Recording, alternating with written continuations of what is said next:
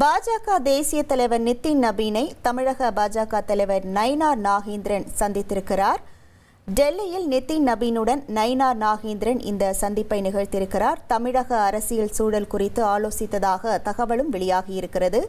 பாஜக தேசிய தலைவர் நிதின் நபீனை தமிழக பாஜக தலைவர் நயினார் நாகேந்திரன் சந்தித்திருக்கிறார். விவரங்களோடு இணைகிறார் நமது செய்தியாளர் ரமேஷ்குமார். வணக்கம் ரமேஷ்குமார், இந்த சந்திப்பு தொடர்பான முழு விவரங்கள்.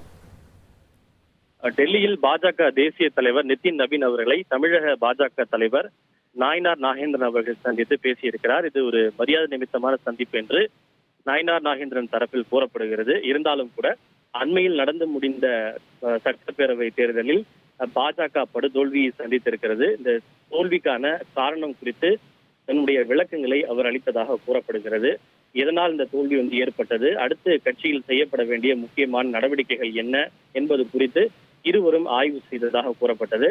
நயினார் நாகேந்திரன் தெரிவித்த கருத்துக்களை பாஜகவினுடைய மூத்த தலைவர்களான பிரதமர் மோடி மற்றும் அமித்ஷா ஆகியோரிடமும் நிதின் நபீன் அவர்கள் எடுத்துச் செல்வார் என்று கூறப்படுகிறது.